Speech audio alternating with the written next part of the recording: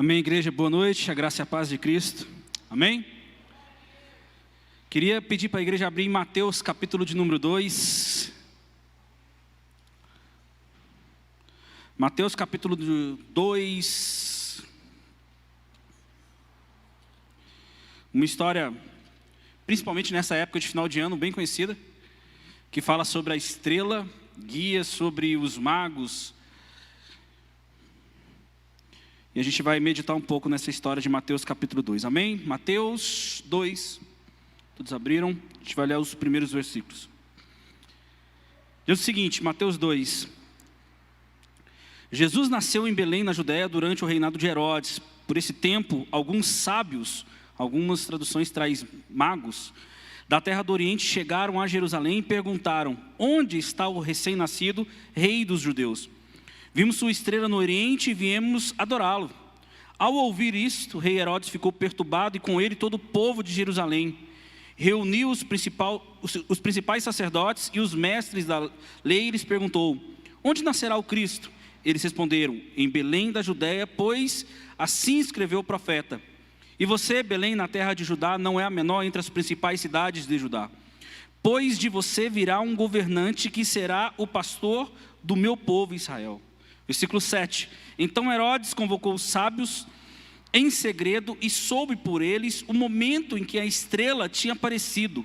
Vão a Belém e procuram o menino com atenção, disse ele. Quando o encontrarem, voltem e digam-me para que eu vá também e o adore. Após a conversa com o rei, os sábios seguiram seu caminho, guiados pela estrela que tinham visto no Oriente. Ela ia diante deles até que parou em cima do lugar onde o menino estava. Quando viram a estrela, ficaram muito alegres. Ao entrar na casa, viram um menino com Maria, sua mãe, e se prostraram e adoraram. Então, abriram os seus tesouros e o presentearam com ouro, incenso e mirra. Versículo 12, o último. Quando chegou a hora de partir, retornaram para sua terra por outro caminho, pois haviam sido avisados em sonho para não voltar a Herodes. Amém? Vamos orar? Pai, muito obrigado pela Tua palavra em nossas vidas, Pai. O que eu te peço hoje é que haja liberdade do Teu Espírito Santo e que o Senhor fale conosco, Pai. Somente o Senhor cresça, somente o Senhor Cristo. O Senhor é o nosso guia, o Senhor é o nosso Redentor. Não há outro como o Senhor. Nós queremos declarar, Pai, essa noite que somente Tu és santo, digno. Somente Tu és um Deus poderoso. E o mais maravilhoso de tudo isso, que nós podemos te chamar de Pai. Fala conosco, Pai. Fala conosco. Em nome de Jesus Cristo, Pai. Amém. Esse texto, como eu disse no início, ele é um texto bem conhecido por nós, principalmente nessa época de final de ano, que realmente fala sobre o nascimento de Jesus. Estamos a poucos dias de comemorarmos o Natal. E nessa época de final de ano, a gente já lembra das cantatas de Natal, aqueles teatros em que tinha os três magos ali, reis magos, e que tem as músicas e as canções sobre a estrela guia. Mas há algumas curiosidades dessa história, algumas questões que nós precisamos pensar. Eu digo que há algumas dúvidas, até teológicas, nesse texto. É claro que a gente não vai se ater muito a elas, mas é só para a gente construir a nossa reflexão. E talvez a primeira dúvida desse texto aqui: quem são esses magos? Muitos em teatros de igreja, em cantatas de Natal, quando fala sobre esse texto, você vê literalmente 3 homens, 3 reis entrando em cena. Mas não há nenhum relato de que é 3, não há nenhum relato de que são reis. A palavra aqui pode ser magos, pode ser sábios. Existe até alguns livros apócrifos que traz até o nome desses homens. Não sei se você já ouviu falar: Belchior, Gaspar e Baltazar. Eles falam que esses 3 homens eram 3 reis e citam esses nomes. Mas por que eu estou dizendo e que eu falei que não é tão importante nós nos atermos a isso? O que nós precisamos entender é que eram homens importantes. É que eram homens que quando chegavam em um local, eles chamavam a atenção, porque eram homens que tinham uma certa importância naquele tempo. Uma outra dúvida atrelado a eles é de onde eles vieram. A gente viu aqui nesse texto e a gente leu que essa estrela o guiou desde o Oriente, só que é muito amplo. E a maioria dos teólogos falam que eles vieram da Pérsia. E se foi mesmo da Pérsia que eles vieram, para chegar até Belém, é uma viagem muito longa. Mas é claro, essas dúvidas secundárias nos faz pensar no principal. O que é o principal aqui? Que eram homens importantes e que a viagem naquele tempo era uma viagem difícil. Se você fosse para um local até perto, uma cidade vizinha, e requerer da pessoa um esforço, a pessoa teria que ter uma força de vontade, muito pelo foco. E aqueles homens, focado em quem eles iriam encontrar, eles estavam sujeitos a salteadores, a ladrões. Eles tinham que se esforçar no caminho, e eles não desistiriam por qualquer motivo. Então, a primeira dúvida ou questão teológica é esse ponto de quem são esses magos, de quem são esses homens. Eu repito, o que interessa para nós que eram homens importantes e que se esforçaram sim para chegar até Jesus. Mas uma outra questão teológica que é questionável nesse texto é quem é essa estrela guia? O que é essa estrela guia? O que é essa estrela que estava guiando esses homens até Jesus? E é interessante que eu comecei a pesquisar a respeito do que é essa estrela. E a internet é maravilhoso, gente, mas na internet a gente encontra cada resposta que a gente fica assim. Se a gente não tiver o pé no chão e o foco na palavra, a gente distorce. Porque na astrologia há resposta, na física, na história, é tanta resposta. Falam que é um cometa que passou naquele tempo, fala que é a junção de algumas estrelas que aconteceu nesse tempo em que Jesus nasceu. Existem pessoas que falam que é até a junção de dois planetas que aconteceu nesse mesmo momento. É tanta coisa que vai acontecendo que fala sobre essa estrela, que a gente fica assim, boca aberta, o que é essa estrela? Algumas pessoas falam que era vários anjos reunidos guiando esses pastores. Mas esse questionamento também se torna um pouco secundário, porque nós temos que entender o que é essa estrela guia para as nossas vidas. E quando eu estava lendo esse texto, eu lembrei da história de Moisés quando saiu do Egito. E lá, nessa peregrinação, ele foi guiado por uma nuvem, uma coluna de fogo durante a noite, uma coluna de nuvem durante o dia, e eles foram guiados ao seu destino. Essa estrela guia, ela está presente em nossas vidas hoje. É por isso que eu coloquei como tema dessa palavra hoje, guiados pelo Espírito. Guiados pelo Espírito. Nós somos guiados pelo Espírito Santo. A nossa caminhada, por mais difícil que esteja, ou por mais fácil que esteja, nós temos que deixar ser guiados pelo Espírito Santo. Jesus em João capítulo 14, no verso 16, ele falou o seguinte: e eu pedirei ao Pai, e Ele lhe dará outro conselheiro, para estar com vocês para sempre. O Espírito da verdade, o mundo não pode recebê-lo, porque não o vê nem o conhece, mas vocês o conhecem, pois Ele vive com vocês e estará com vocês. A figura do Espírito Santo, teve uma palavra que eu ministrei aqui na igreja, e eu terminei essa palavra, e desde o dia que eu terminei, eu comecei a pensar muito na pergunta que eu fiz à igreja, tentando responder para mim. Eu perguntei, o que é o Espírito Santo? O que é o Espírito Santo? Infelizmente vivemos uma época em que as pessoas talvez menosprezam o Espírito Santo, mas talvez não é essa palavra, mas não o adora como deve ser adorado, o Deus Espírito Santo. João, no capítulo 15, no versículo 26, Jesus falou o seguinte: quando vier o conselheiro que eu enviarei a vocês, da parte do Pai, o Espírito da verdade que provém do Pai, ele testemunhará a meu respeito. Então, Jesus, ele deixou o conselheiro que vai estar conosco para sempre, e esse conselheiro, ele vai nos ajudar a testemunhar Cristo.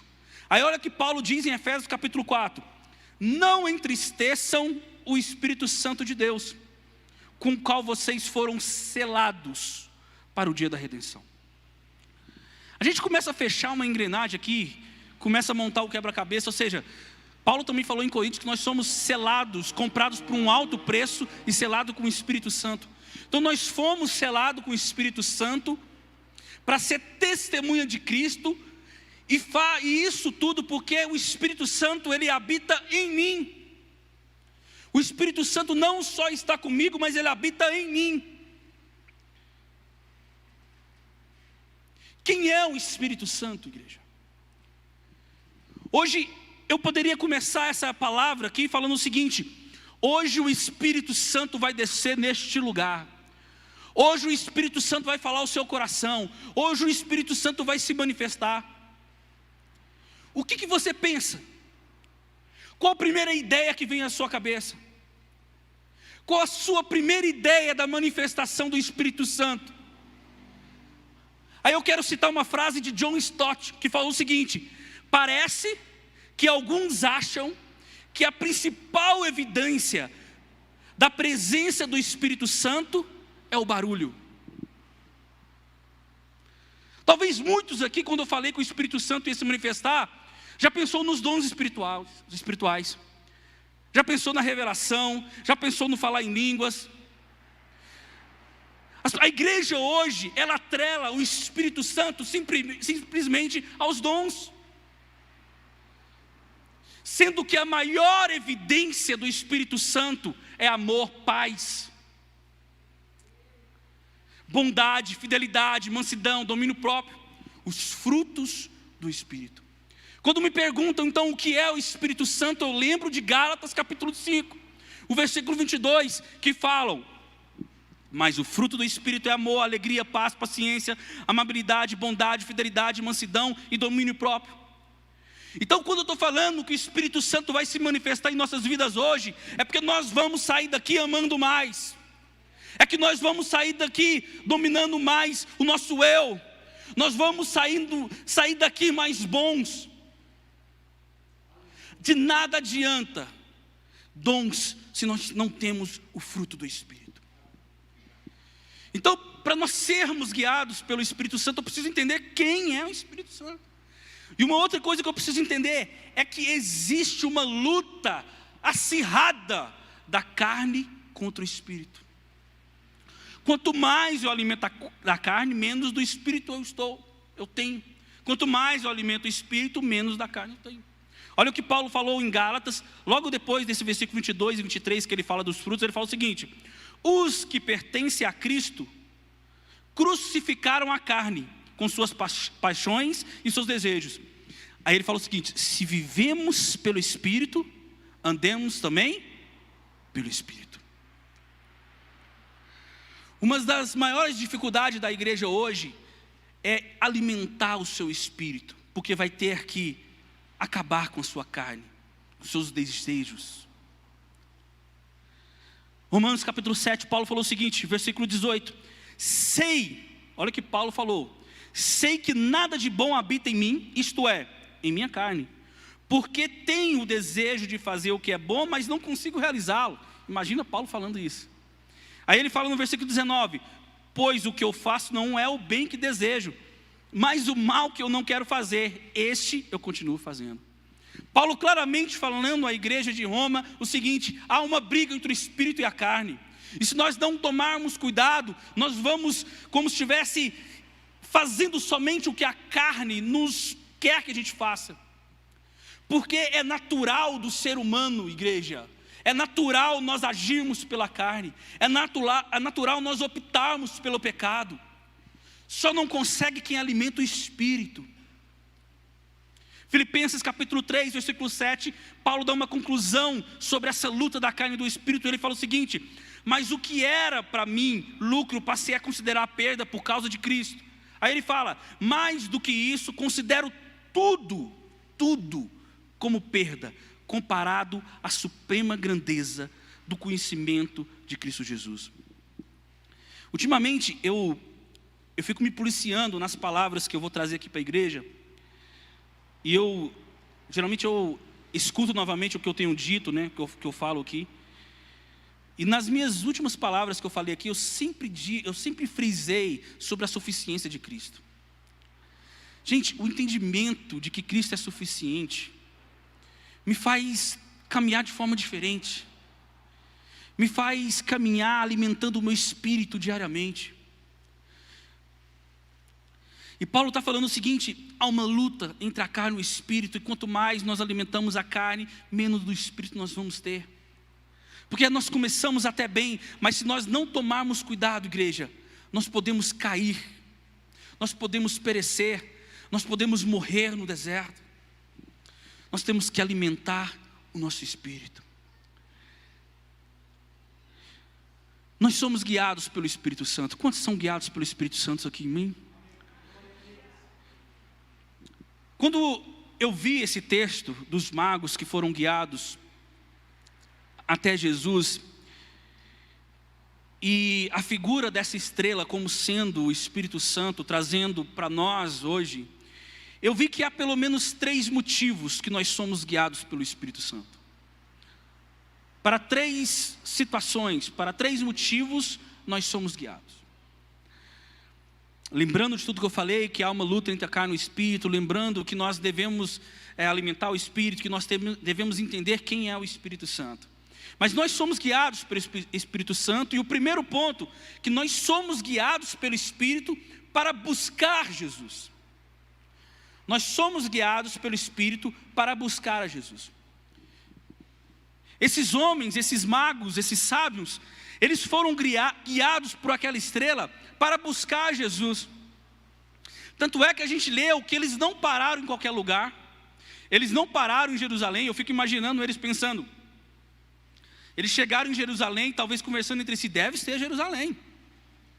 Só que chegaram lá, eles perguntaram para o sacerdote, não é aqui, parece que vai nascer em Belém de Judá.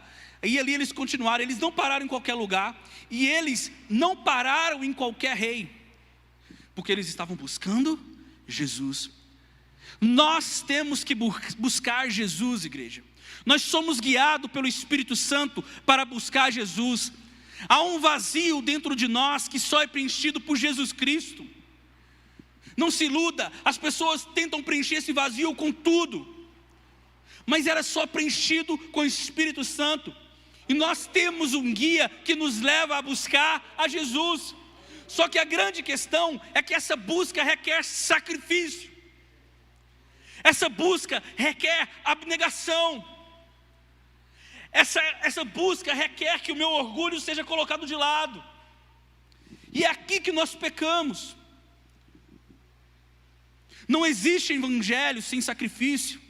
Não existe evangelho sem abrir mão de si mesmo para viver aquilo que Cristo tem. Olha só, a essência do evangelho é nós morrermos para Cristo, para vivermos para Cristo. Se você não consegue morrer para Cristo, não se iluda, você não vai viver para Ele. Então, nós temos o Espírito Santo dentro de nós, que nos faz buscar a Jesus. Buscar a Jesus. Jesus Cristo na terra, Ele sentiu tudo o que tinha que sentir como humano. A encarnação de Jesus, e Jesus como humano, Ele foi 100% humano. Ele sentiu fome, frio, sede, Ele ficou surpreso, Ele se entristeceu, Ele ficou alegre, enfim, todos os sentimentos. Mas na cruz de Cristo, lá na crucificação, Jesus é como se Ele estivesse sentindo algo totalmente diferente. Ele falou o seguinte: Pai, por que o Senhor me desamparou? É como se naquele momento Ele estivesse se tornando 100% humano. É como se Ele estivesse se sentindo aquele vazio que nasce com a humanidade. Que até a jornada dele não tinha sentido isso. Ele tinha sentido tudo isso, mas ele não tinha sentido esse vazio.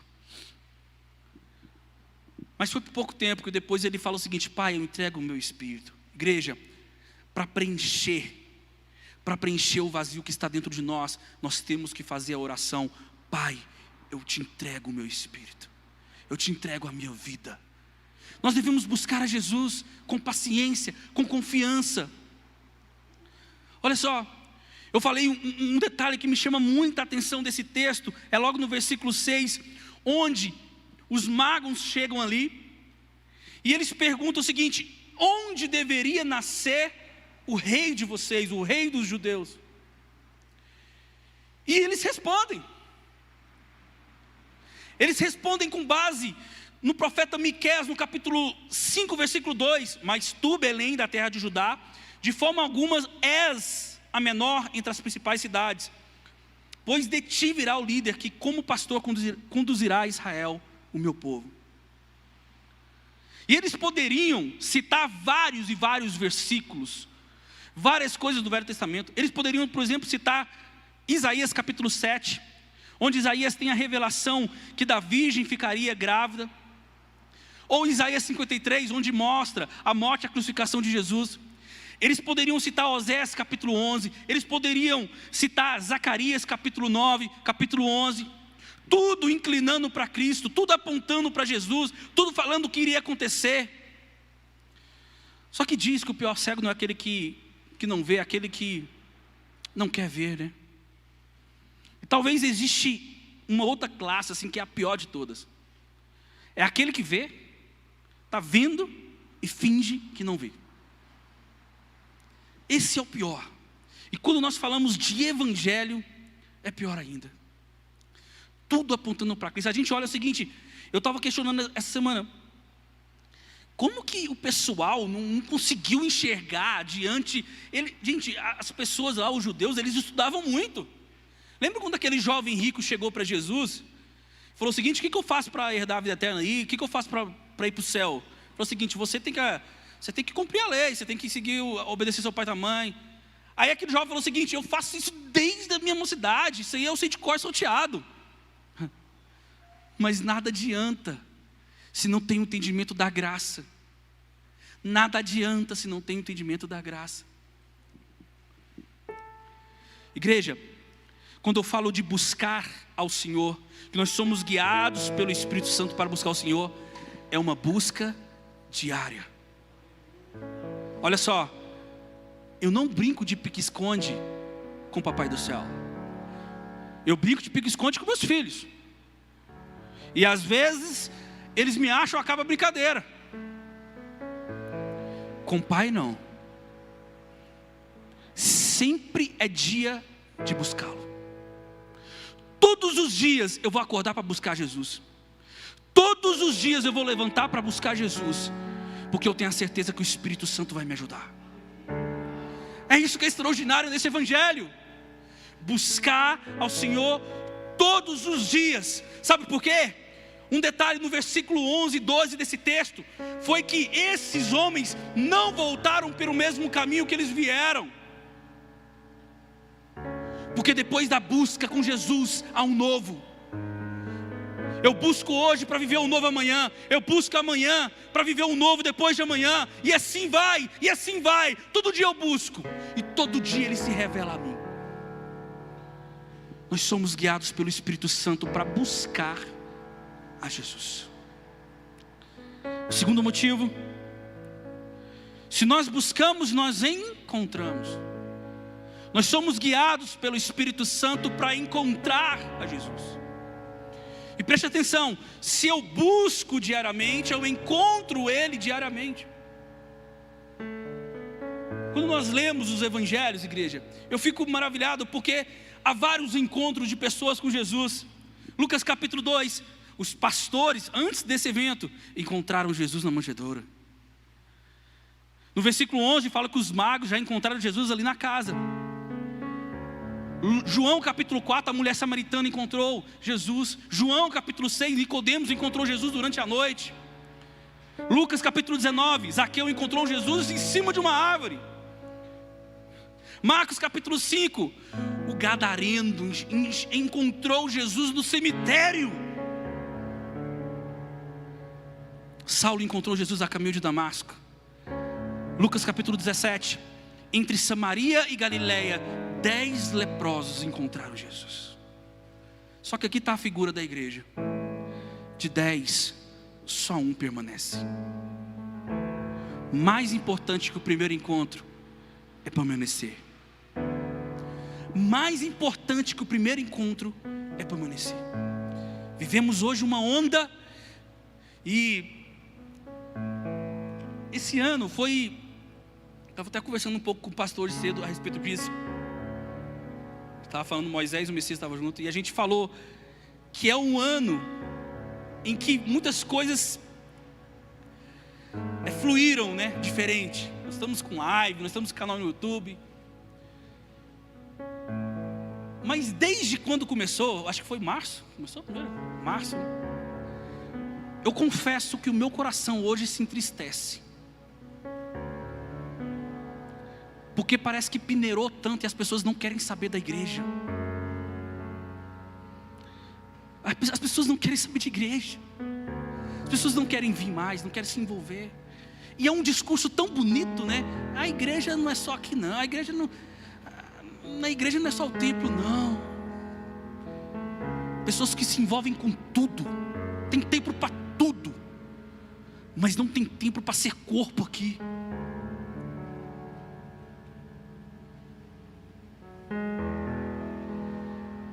Mas é importante que o encontro de domingo com Cristo, simplesmente de um domingo e olha lá, é permanecer nele todos os dias. Permanecer em Cristo. O que acontece depois do encontro com Jesus? O que aconteceu na sua vida depois que você encontrou Jesus? Você pode ter tido um milagre, você pode ter tido uma restauração, você pode ter tido muitas coisas. Se você não permanecer, você está sujeito a cair. Porque a maior experiência que eu tenho que ter com Cristo é uma experiência diária, de um encontro com Ele diário. Senão eu estou sujeito a cair. Pessoas que vivem de um encontro. Olha só, Pedro. Por que a vida de Pedro foi restaurada? No primeiro milagre, aquela pesca milagrosa, Pedro ele se prostra perante Jesus e falou o seguinte: afasta de mim porque eu sou pecador. Pedro ali reconhece quem é o Cristo. Mas ao longo da sua caminhada, Pedro não ficou somente naquela pesca milagrosa. Ele teve vários encontros. Ele teve encontro que ele teve que negar a si mesmo. Ele teve encontro que ele negou Jesus. Ele teve encontro que ele reconheceu que Cristo era o Filho do Deus vivo. Ele teve encontros. Jesus morreu, Jesus ressuscitou, e ele continuou tendo encontros com Jesus. Encontros de restauração, encontros de cura, encontros que colocam o meu orgulho lá para baixo, encontros que me ensinam o que é humildade, encontros que me ensinam o que é amor, encontros que me ensinam que eu preciso ter o fruto do Espírito em minha vida. Eu sou guiado pelo Espírito Santo para encontrar com Cristo. Olha isso, igreja. Nem todos que encontram Cristo é transformados. Posso citar Judas, vários outros. Só que o encontro, ele gera em nós um novo caminho. Nós somos guiados pelo Espírito para buscar Jesus, para encontrar Jesus, como foi esses homens. E o último ponto, nós somos guiados para adorar a Jesus. A primeira coisa que esses magos fizeram ali foram se prostrar e adorar a Jesus. Este é o segredo. Mas o segredo está em entender o que é adoração. Não é uma parte da vida, a adoração é a própria vida. Eu não adoro somente num templo, eu não adoro somente no momento, eu não adoro somente quando está cantando músicas, eu adoro o tempo todo. Olha só, um verdadeiro encontro conduz à adoração. Um verdadeiro encontro conduz à adoração. Eu não tenho dúvida disso. Diante da presença do Senhor, igreja, não há títulos, não há classe social. A palavra de Deus diz que chegará um dia que toda língua vai confessar que Ele é o Cristo e todo joelho vai se dobrar. Por que nós não começamos a fazer isso hoje? Se eu busco diário, eu encontro diário, eu adoro diário. É uma constância em minha vida, me prostrar perante o Senhor diariamente. Adoração, ela leva ao arrependimento. Adoração, ela nos faz entregar tudo o que temos a Deus. Existe uma outra questão teológica também, que é sobre esses presentes que levaram a Jesus, né? O ouro, o incenso e a mirra. E as pessoas falam da simbologia disso. Só que para mim o mais simples é o mais certo. A mirra representa que Jesus é o nosso profeta, o ouro, que Jesus é o nosso rei, e que o incenso é que Jesus é o nosso sacerdote. Eu já vou entrar na conclusão, mas quando eu estava pensando nesse texto no final, eu falei que da figura do Espírito Santo, e que há uma luta entre a carne e o Espírito, e que nós devemos alimentar nosso Espírito, e que nós somos guiados pelo Espírito Santo. Só que olha só, preste atenção, se eu sou guiado pelo Espírito Santo, eu tenho que caminhar. Para que eu seja guiado, eu tenho que caminhar. Olha a nação de Israel lá.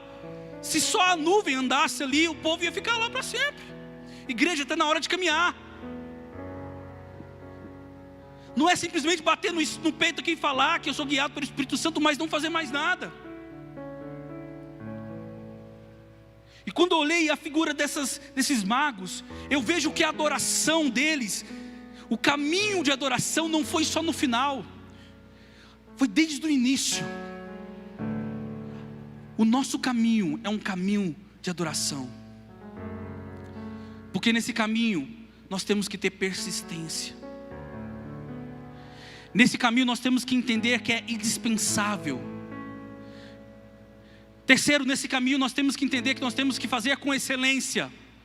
E quarto, nesse caminho tem que haver reverência. Somos guiados pelo Espírito Santo para buscar, para encontrar e para adorar a Cristo. Para isso, eu preciso entender que tem que ser com perseverança. Eu tenho que entender que é indispensável. Eu tenho que entender que é com excelência. E eu tenho que entender que tem que isso aqui é reverência. É muito interessante porque eu nem sabia que o pastor ia fazer essa urna aqui dos desejos, né, dos alvos. Eu já tinha preparado justamente para falar um pouco sobre isso. Quando chega final de ano, igreja, a gente faz muito planos. É a época que nós não só refletimos tudo que passou, como nós fazemos nossos novos projetos. Novos projetos. E um ano tão difícil como foi, tão atípico, né? Muita gente não conseguiu realizar aquilo que desejava por circunstâncias diversas. E nós devemos continuar assim, buscando os nossos sonhos, nossos desejos, nossos alvos, claro. Só que, quantos de vocês, diante dos seus pedidos, priorizaram o eterno nesses seus desejos? Quantos de vocês, além de colocar, talvez, reforma da casa, quero uma vida financeira melhor, tal, quantas pessoas colocaram aqui nessa urna pedidos que valem para a eternidade? Quantos colocaram aqui pedidos que valem para o reino? Nós vamos continuar sonhando e buscando os nossos desejos, os nossos alvos. Não tem nada de errado com isso. Mas nós temos que buscar o reino. Nós temos que desejar o que é eterno. Essa semana eu estava lendo o livro de Romanos e eu parei num versículo. Literalmente eu parei num versículo. Romanos capítulo 12, no verso 11, diz o seguinte: jamais sejam preguiçosos, mas trabalhe com dedicação. E ele falou o seguinte: e sirva ao Senhor com entusiasmo. Sabe por que esse texto me chamou a atenção? Porque o contexto desse texto, Paulo está falando sobre trabalho mesmo, sobre a rotina nossa do dia a dia, sobre o trabalhar, o conquistar as coisas, sobre o comprar uma casa, um carro, sobre o nosso dia a dia. E ele faz essa comparação, ele fala o seguinte: trabalhe mesmo com dedicação. Só que ele abre um parênteses grandão e fala o seguinte: mas sirva ao Senhor com entusiasmo. O que nós precisamos para esse próximo ano é de alegria na casa do Senhor, sabe, entusiasmo em servir o Cristo.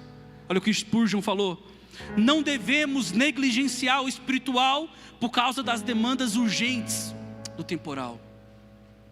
As pessoas têm tempo para tudo, as pessoas se dedicam a tudo, mas na igreja dorme. Efésios: desperta tu que dormes. Talvez a grande mensagem do Espírito Santo para hoje é o seguinte: não deixa o fogo apagar. Não deixa o fogo apagar.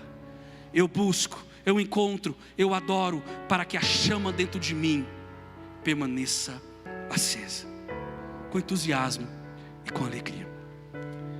Amém, igreja? Hoje eu quero terminar